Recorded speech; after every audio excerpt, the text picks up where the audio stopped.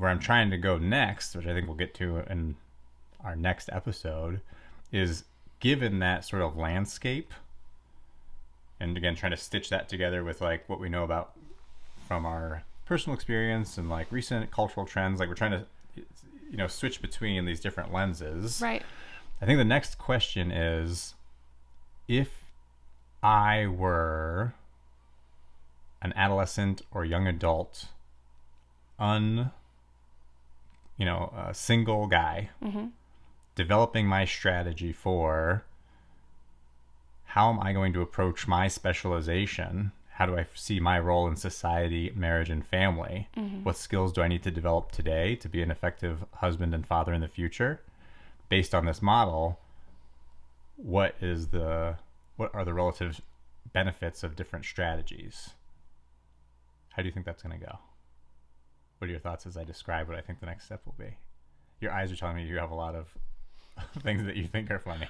No. Well, because I was confused. I was like, so are you saying we're doing it next episode, or are we starting this list right now? And so I was kind of paused, but I think, like, generally, I think it's fun to guess. Where do you think it'll go? Let's like teaser.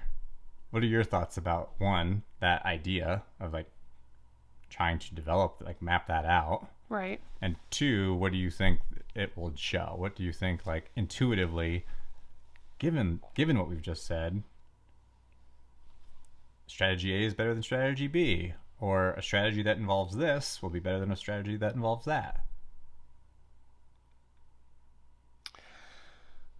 So I think there are a lot of, like, it depends factors, right? Yeah. Like, you developing these types of skills also requires a partner that recognizes and is interested in those skills. So, like, you can develop all this stuff, but, like, society is not at a place where, like, I as a woman are like, you know what I'm looking for? Like, a guy who can do these things. I think there are some, like...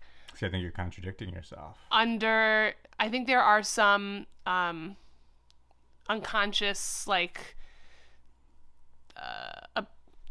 it's unconsciously appealing and to, like, for, like, a guy who has skills, right? But, like, the skills that I may be interested in and the life that I'm looking for may be different than someone else, right? So, for instance, like, I know that family togetherness is, like, one of the top things, like, actual time together. It's one of the top things on my list. So, like, I'd rather you... Like, I wasn't looking for someone who's, like, maximizing their earning, for instance. Like, because I didn't want someone who's going to be away and traveling all the time.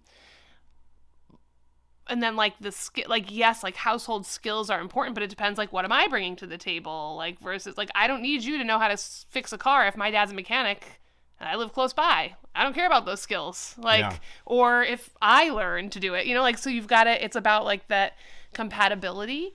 And then I'd be interested to see how you frame the conversation around parenting and, like, what you're looking for from a parent, right? Because we're talking about, like, tangible skills. Yeah. But there's a whole piece of, like, developing yourself as a parent.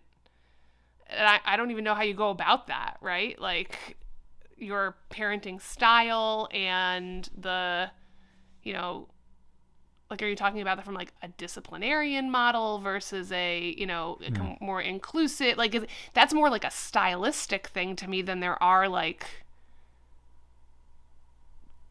you know, demonstrated parenting skills. Maybe you'll prove me wrong. Maybe there's a whole list of them. Well, no, I mean, I think that you are probably just taking a little bit of a skip and a jump into, like, a level of detail and complexity. Maybe a little more sophisticated and just more permutations than can easily be handled. I think that the level of detail that is more in my mind is a question of, basically, I think everybody has, like, as you make a matrix of what is my strategy, you have certain ingredients. The question is, what portion of each ingredient is going to be part of my mix, right? My investment portfolio. And I think the categories are, am I optimizing for making money? To what extent am I optimizing for that? To what extent am I developing stereotypical, gender-specific domestic skills? Then the third category would be, to what extent am I developing skills that are domestic, but not gender specific? Like, I think budgeting is a good example of that.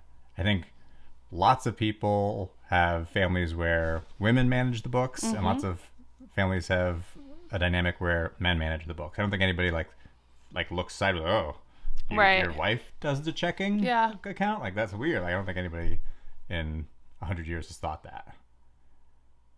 I was going to say George Banks would care about that. It's 150 years ago. No, I guess he was only 100 years ago.